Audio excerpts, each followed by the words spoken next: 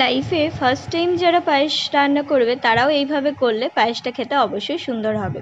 প্রথমে গোবিন্দভোগ চালটা আমি ধুয়ে রেখে দিয়েছি 10 মিনিট মতো। 10 মিনিট পরে জলটা ঝরিয়ে নিয়ে এখানে একটা তেজপাতা নিয়েছি এবং কিছু পরিমাণ ঘি নিয়েছি। তো ঘিটা চালের সাথে বেশ ভালো করে এখানে মাখিয়ে নিচ্ছি। এতে কিন্তু চালটা যখন দুধের মধ্যে দেবে তখন লেগে যাওয়ার চান্সটা খুবই কম থাকবে এবং টেস্টিও হবে। কাজু এবং কিশমিশটাকে বেশ ভালো করে ধুয়ে নিচ্ছি।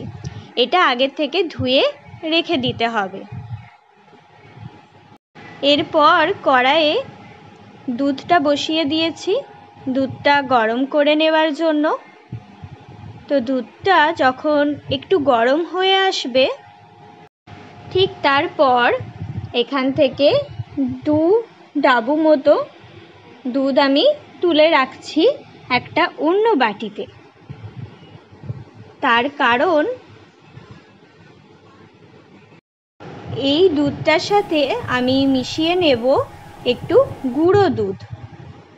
গুঁড়ো দুধটা বেশ ভালোভাবে মিশিয়ে নিতে হবে এই দুধটার সাথে, মানে লিকুইড দুধটার সাথে।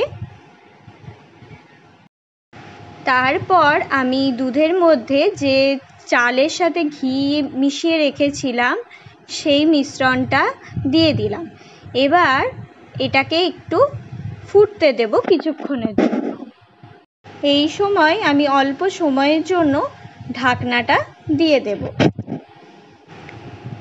এরপর যখন দেখব ঢাকনাটা খুলে দুধটা বেশ ফুটতে শুরু করেছে তখন যে গুঁড়ো দুধটা লিকুইড দুধের সাথে মিশিয়ে রেখেছিলাম সেটা এর মধ্যে ঢেলে দেব। এরপর পুরোটা ভালো করে মিক্স করে নেব এবং মাঝে মাঝে অল্প অল্প করে এটাকে নাড়াচাড়া করতে থাকব। আর এই সময় কি হবে, আস্তে আস্তে চালটা কিন্তু বেশ সিদ্ধ হয়ে যাবে।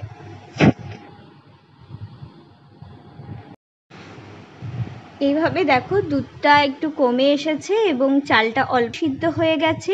এই সময় আমি দিয়ে দিচ্ছি চিনি আর গুড়। তোমরা চাইলে শুধু গুড়ও দিতে পারো, শুধু চিনিও দিতে পারো, বা চাইলে মিছরিও দিতে পারো। আমার দুটো মিক্স করে দিতে ভালো লাগে, এই জন্য আমরা ঠিক যেরকম মিষ্টি খাই সেই অনুযায়ী বুঝে আমি এখানে গুড় এবং চিনি একসাথে এখানে দিয়ে দিয়েছি। তাতে কালারটাও একটু অন্যরকম হবে এবং দেখতেও ভালো লাগবে। গুড় এবং চিনি দেওয়ার পর আবার এটাকে বেশ ভালো করে মিক্স করে নেব। দেখো গুড়ের জন্য কিন্তু কালারটা হালকা হালকা লালচে আসছে। যারা একদমই ফিটফিটে সাদা চাও তারা কিন্তু মিছরি দিতে পারো, খুব ভালো হবে। তো দেখো এখানে আমি দুটোতে বেশ ভালো করে মিক্স করে নিচ্ছি, মানে গুড় এবং চিনি, তার সাথে পায়েসটা যেটা করছিলাম। তো খুব ভালোভাবে এটাকে মিশিয়ে নিচ্ছি। একটু একটু নাড়াচাড়া করতে করতেই তোমরা বুঝতে পারবে চালটা আর একটু সিদ্ধ হয়ে যাবে এবং এটা ঘন হয়ে আসবে। তো আমি একবার দেখে নিলাম চালটা বেশ সিদ্ধ হয়ে এসেছে এবং এটা বেশ একটু ঘনও মতো হয়ে এসেছে।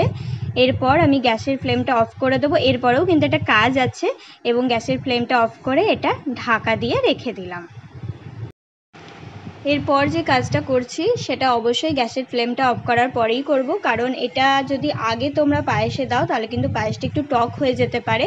তো আমি যেটা করলাম, তারপর একটা তাওয়ার মধ্যে সামান্য পরিমাণ ঘি নিয়ে গ্যাসটা মিডিয়াম ফ্লেমে রেখে ঘিটা যখন গরম হলো তার মধ্যে ভিজিয়ে রাখা কাজু এবং কিশমিশটা দিয়ে একটু নাড়াচাড়া করে নিচ্ছি। এবং কাজু কিশমিশটা ভিজিয়ে রাখার জন্য কিন্তু বেশ একটু ফুলেও উঠেছে। তো এটা সামান্য পরিমাণে একটু নাড়াচাড়া করে নিলাম।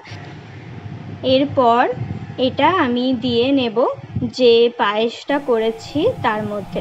ব্যাস পায়েসটার মধ্যে এটা দিয়ে দেখো দেখতেও ভালো লাগছে, আর এইভাবে করলে কিন্তু ভীষণ টেস্টি হয় পায়েসটা খেতে। তোমরাও এইভাবে ট্রাই করে দেখতে পারো।